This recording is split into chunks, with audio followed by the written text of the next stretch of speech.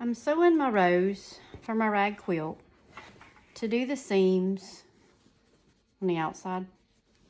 It's kind of backwards if you're used to sewing when you make a rag quilt, but they turn out really, really pretty once you fray the edges on them. I've clipped them together. I clip, if you can see, I clip them open. Well, not really open, I should say closed. One way, one the other, and nest them together. That's what works best for me. You could actually do it, you can open them if you want to. I've tried both ways. They tend to slide more on me whenever I open them, and I don't have that pretty together, like here where it goes together really well. It gets off for me, so I can't. This is just how I got used to doing it. No right or wrong.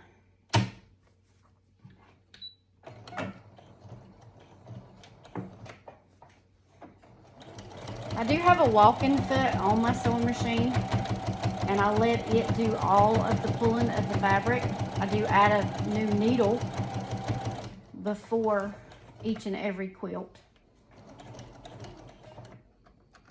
And I sewed in the yellow for my X's because I did an X on each square to hold the 3 layers together. There's cotton, flannel, and cotton on this one. And by doing that, it holds them together for me to be able to sew them. They do get gathers in them. Some material slides more than others. You're gonna find with a rag quilt that it hides some of those imperfections because we're gonna rag these seams. They're not gonna be the perfect seam like what's on the back. You have that there.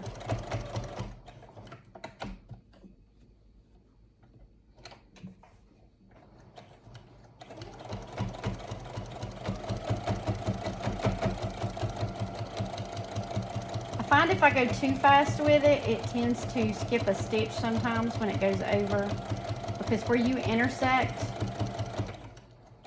these two at, it's very, very thick. There's a lot of different, especially if you end up with a little bit of a pleat in it, where your material may give some. Some people wash their material before they sew it. I don't tend to do that, only because once I wash it, I wash mine 3 times and dry it 3 times before I give it to whoever it goes to. And I like what it does when it shrinks that material a little bit. It gives it that more, to me, cozy type blanket feel that I want. It softens it a whole lot.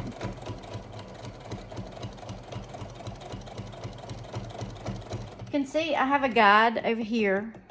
It's a magnetic, and I measure what I want my seam allowance to be, and then that helps me to guide the material in there. I don't think I mentioned that whenever I started.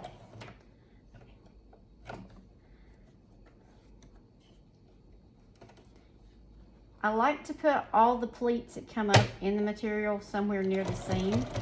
I find that works better for me. I do use the clips. I have used pins, straight pins. Sometimes you'll get that material that slides just a little bit or too much, and I'll have to pin it down lower. I don't use pins a lot because I tend to get stuck with them all the time. Literally stuck with them all the time.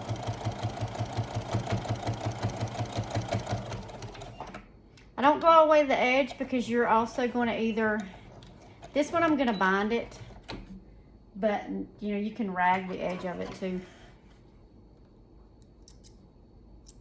And that's what we've created with them together. And then you see on the back, it's got my seams.